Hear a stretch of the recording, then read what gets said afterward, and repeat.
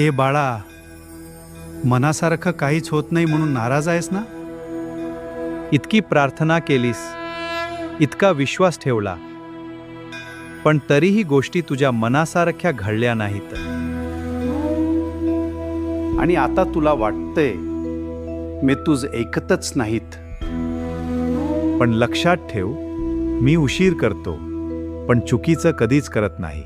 तू ज्या गोष्टीसाठी रडतेयस ना, कदाचित ती तुझ्यासाठी योग्य नसेल.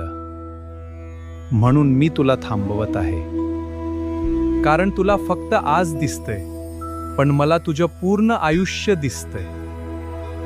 म्हणून नाराज होऊ नकोस, माझ्यावरचा विश्वास सोडू नकोस.